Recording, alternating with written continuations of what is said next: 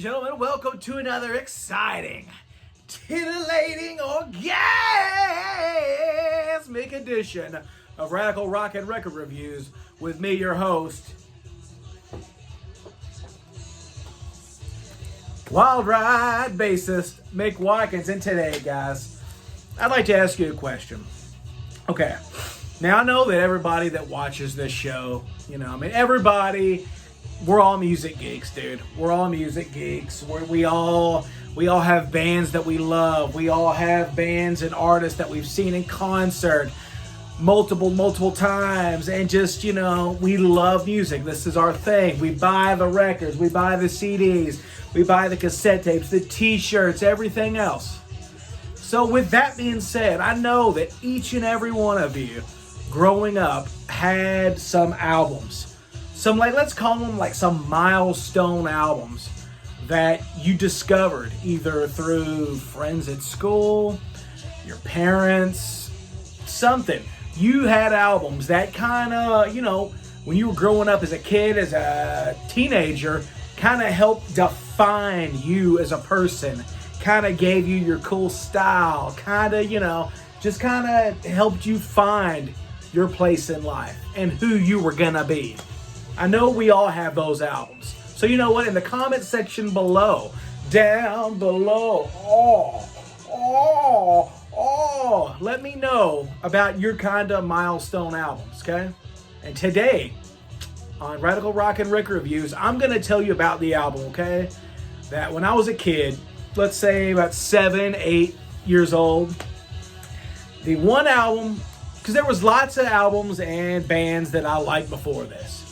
But this was the very first album that I ever heard that, for lack of a better term, turned me into a rocker. Made me what I am today. It was the first album that I ever heard that just hit me right here. And I was like, dude, what the fuck? My mind was blown. Okay? And I'm talking about none other than an album that, I owe so much to. And I also owe a lot of this to my dad, because my dad exposed me to so much of this great music, and he exposed me to this very album. I remember the day my dad bought this, actually. I remember we went to Circuit City. Remember that store? Used to love Circuit City, dude. Used to love going there and looking at all their VHS tapes and their CDs and shit. But anyway, I remember going to Circuit City, and I remember my dad picking this up for probably about $5 in the bargain bin. Because my dad was like a budget guy. He was kind of a cheap ass. But he loved always getting a good deal. As a matter of fact, one of his nicknames I gave him was Zuki Good Deals.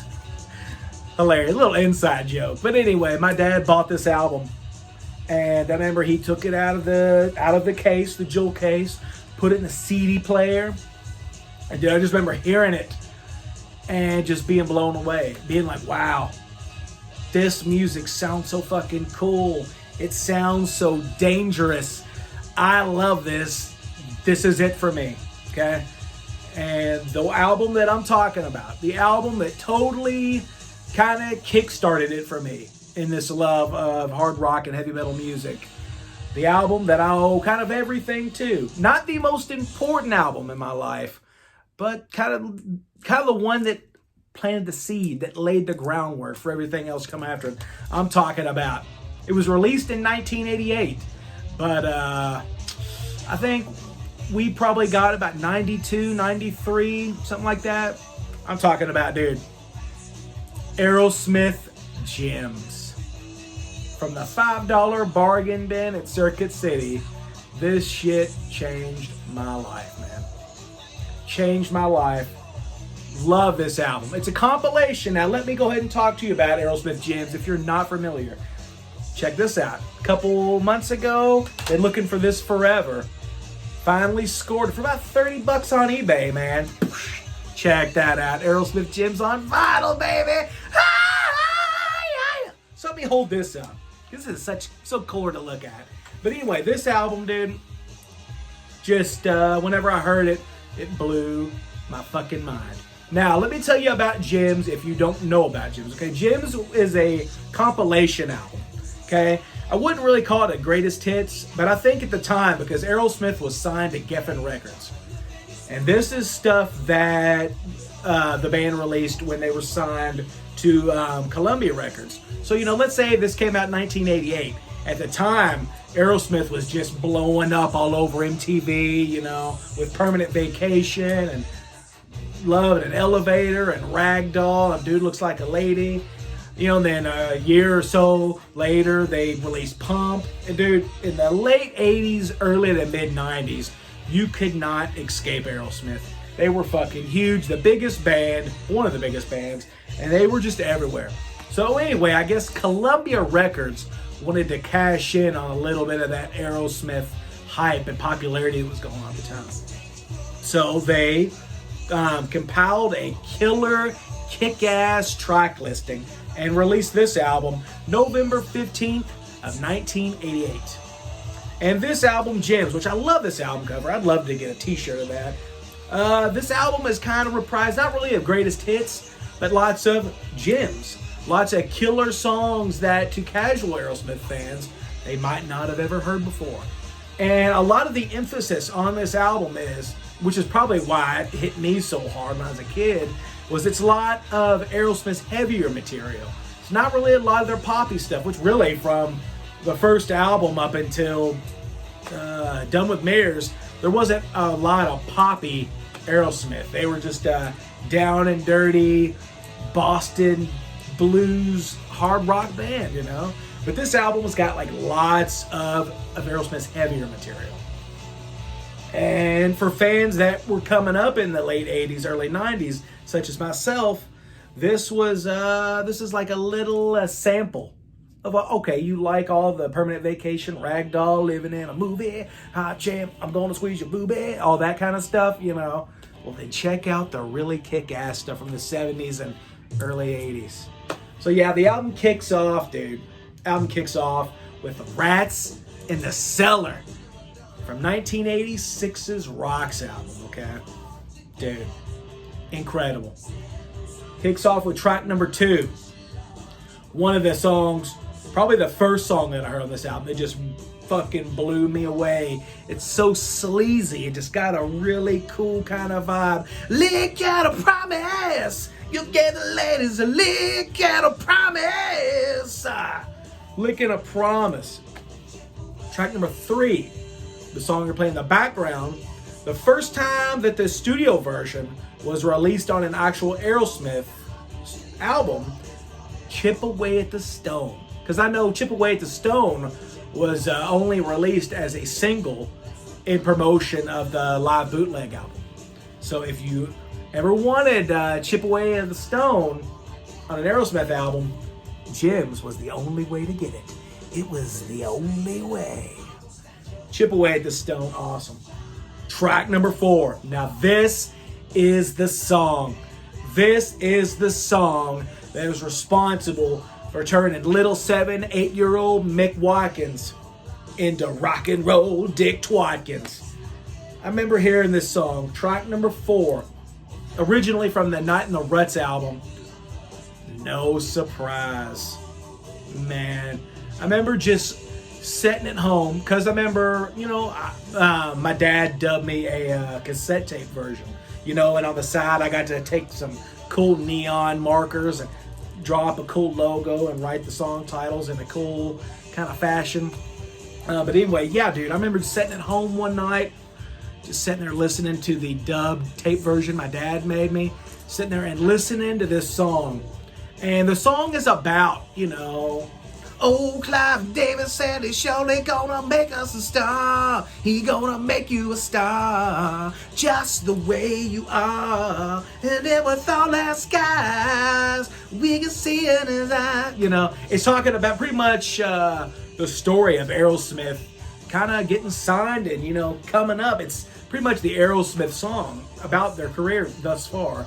But anyway, I just remember sitting around as a little 7-8-year-old kid, hearing No Surprise and riding on the wheels of hell, smoking up the axle grease, Now we're backstage, we're rocking and we're copping from the local police. That's right, the local police. The justice of peace. Just hearing those cool fucking lyrics about riding on the wheels of hell and hanging out backstage at a rock and roll show. In my mind, I pictured the cool dudes in Aerosmith looking all cool with long hair and leather pants and shit, surrounded by a bunch of hot girls, drinking and smoking and partying.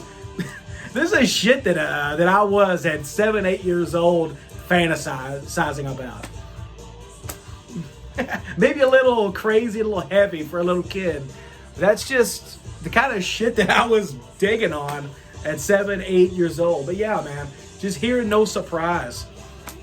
That was the song I kept hitting the stop button and rewinding, stop, rewind, over and over and over, dude. I could not get enough of No Surprise. And you look at me today, you look at the badass rock and roll dude that I am today, playing bass and Wild Ride. Ah, yeah! Dude, I owe it all to Aerosmith and Aerosmith Gems. And No Surprise, kicking in the background. But anyway, track number 5. Keep in touch with Mama Ken. Bah, bah, bah. Tell you how you're gonna be. Living out your fantasy. Bah, bah, bah. Sleeping late and smoking tea. Yeah. Mama Ken from the debut Aerosmith album. Killer track. Track number 6. Closing out side 1 on the vinyl. Talking about Adam's Apple from Toys in the Attic. My God, this album just doesn't let up. Then side 2 kicks off with probably Aerosmith's heaviest song of all time, Heavy Metal Aerosmith. We're talking about originally from the album Rocks. Kicking off side number 2 on Gems, baby. Nobody's Fault. If that's not a face melter, I don't know what the fuck is, man. Then goes back to the Toys in the Attic album for round and round and round and round and round. We're going round and round and round.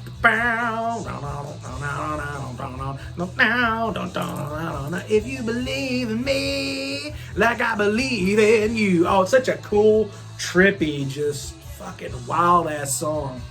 Then it goes into the next track from Get Your Wings, Lord of the Thighs. Love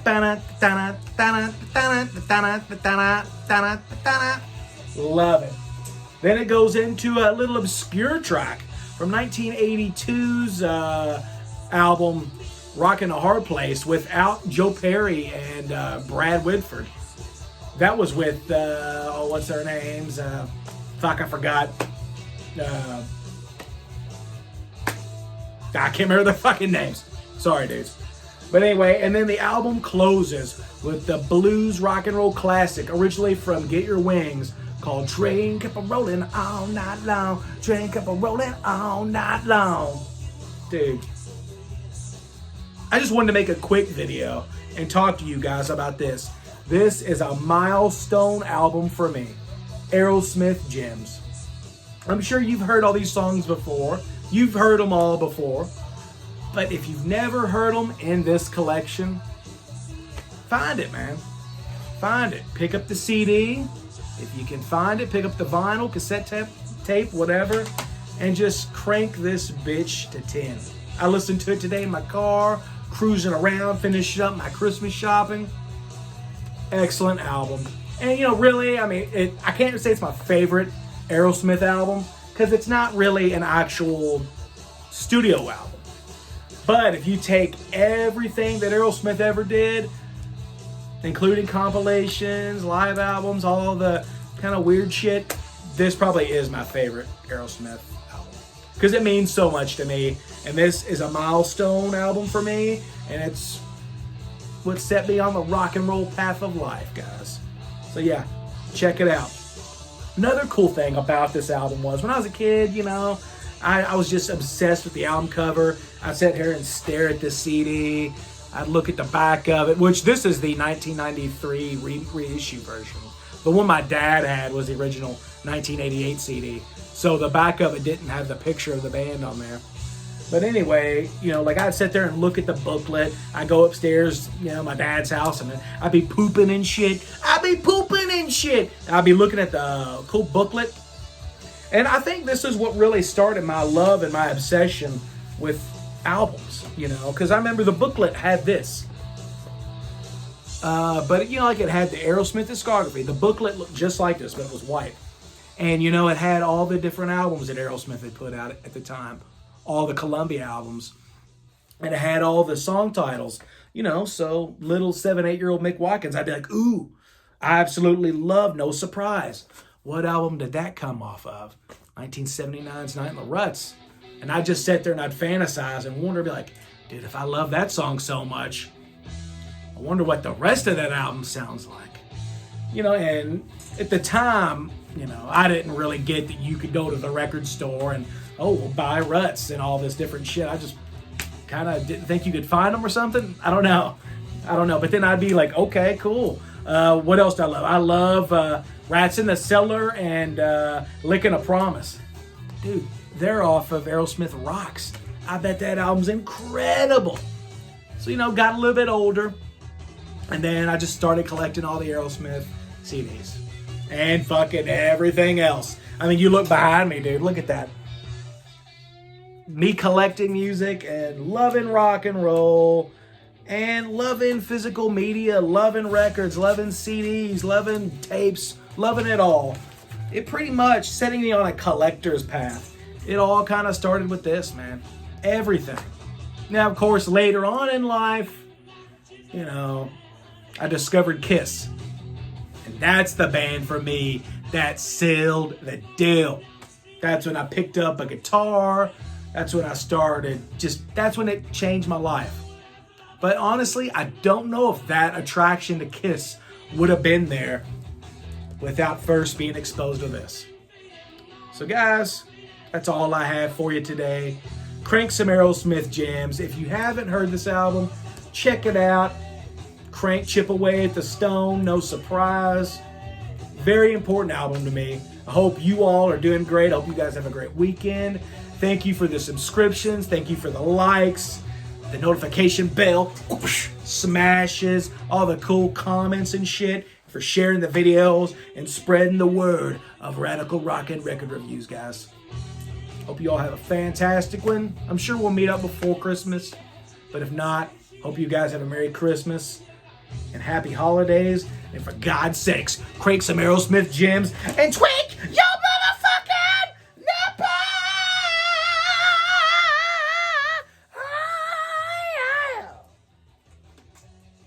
Thanks, guys.